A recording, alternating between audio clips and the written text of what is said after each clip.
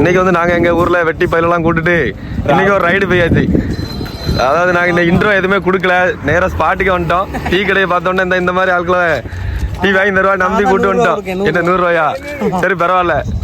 இன்னொரு பெரிய கொடுமை என்ன தெரியுமா, நம்மகிட்ட பைக் இருக்கும், ஆனால் இதை சொல்ல வந்தேன் மறந்து போச்சு.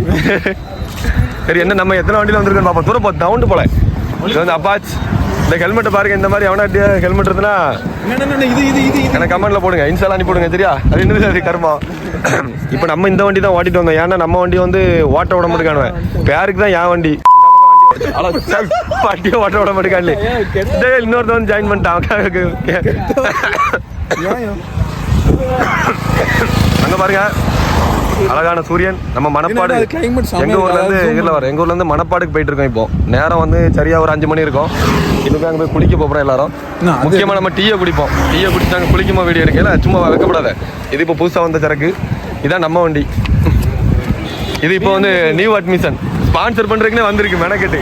அதான்ல எதை ஆமா உங்க வீட்டுல எதையாவது இழுத்து பிடிச்சி ஓட்டணும்னா கொடுக்க வரோம். இல்லை என்னாச்சு போத தெரியல உனக்கு?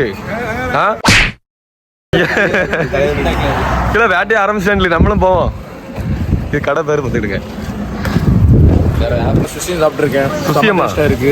இது வந்து நம்ம எங்க இருக்குன்னா மணப்பாடு, குளசத்து மணப்பாடு. ஆமா இந்த வந்து இருக்கேன். என்கிட்ட வண்டியை பிடிங்க ஓட்டிச்சாடா.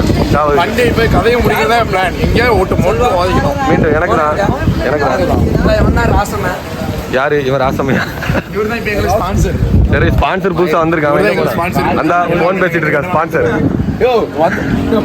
சரி நாங்கள் அங்கே போயிட்டு குளிக்கும் போது வீடியோ எடுத்து போடுவோம். மக்களே ஒரு வழியாக நம்ம வந்து மணப்பாடு கடற்கரை ரீச் பண்ணிட்டோம். நான் பேசுறதுலாம் கேட்காது, ஏன்னா அவ்வளோ விட்டு ரொம்ப வாய்ஸ் அங்கே போய் போட்டுக்கலாம். சுற்றி பாருங்க, நாங்கள் யாருமே இருக்க மாட்டேன்னு பார்க்கலாம். சுற்றி முற்றி பார்த்தா ஒரே எங்கே பார்த்தாலும் ஆள் இருக்காங்க. நான் குளிக்கிறதுக்கு நம்ம தண்ணி சேர்ந்துக்கும் எங்க கடற்குரியா அங்கே பாருங்க மரம் இருக்கு.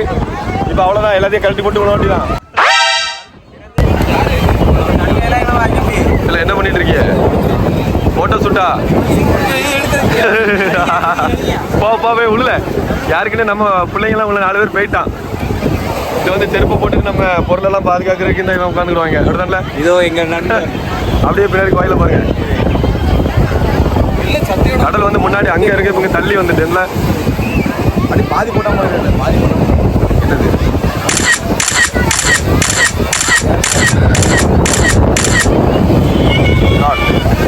கஷ்டமா இருக்காது. என்னாச்சுல ஆழமே இல்லை, இல்லை இடுப்புக்கு தான் இருக்கா. ஒன்லி லைட்டா தூங்கி போய் பார்ப்போம்.